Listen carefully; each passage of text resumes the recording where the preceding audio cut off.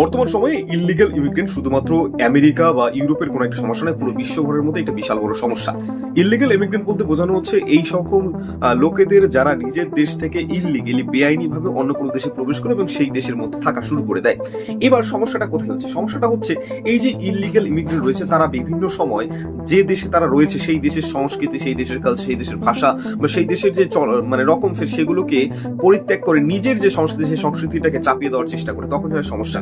সেখানকার যে লোকাল লোক তাদের সাথে কখনোই তারা সামঞ্জস্য রেখে থাকতে পারে না। যদিও ইউরোপের কিন্তু বিভিন্ন দেশের মধ্যে ইললিগ্যাল ইমিগ্রেন্ট যারা আছে তাদেরকে কিন্তু ওয়ার্কিং লেবার হিসেবে কাজে লাগানো হয় এবং তাদেরকে কাজে লেগে বিভিন্ন ইন্ডাস্ট্রি দাঁড়িয়েছে। কিন্তু পরবর্তী সময় যখন দেখা যায় যে এই ইললিগ্যাল ইমিগ্রেন্টটা সেই দেশের যে সংস্কৃতি সেই সংস্কৃতির উপর কুপ্রভাব ফেলছে, তখন কিন্তু এটা একটা সমস্যা রাখার নেয়। নিচের ভিডিওতে আপনারা যেটা দেখতে পাচ্ছেন সেখানে একটি যুবক, যেটা বলা হচ্ছে ইতালির একটা ভিডিও, যেখানে সে চেষ্টা করছে কোন একটা রেসিডেন্টাল বিল্ডিং যে রয়েছে সেই বিল্ডিং এর যে গ্যাস লাইন, আমাদের এখানে যেমন গ্যাস সিলিন্ডার আসে বড় বড় শহর ভারতের হোক বা বিদেশের, সেখানে কিন্তু গ্যাসের পাইপলাইন আসে, সেই পাইপলাইনের মাধ্যমে গ্যাস সাপ্লাই দেওয়া হয়। আজকে ভেবে দেখুন এখানে যদি আগুন লাগানো হয় সেক্ষেত্রে কিন্তু সেই রেসিডেন্টাল বিল্ডিং ব্লাস্ট হওয়ার সম্ভাবনা রয়েছে। এই ধরনের মতলব নিয়ে বা এই ধরনের খারাপ অভিপ্রায় নিয়ে যে সকল ব্যক্তিরা কোনো একটা দেশে ঢোকে তারা কিন্তু দেশের জন্য বিশাল বড় সমস্যা, এবং এই সমস্যাটা ভারতবর্ষের কিছুটা হলেও কিন্তু রয়েছে। এই বিষয়ে আপনার কি মতামত অবশ্যই লিখে জানাতে পারেন কমেন্ট বক্সে। নমস্কার।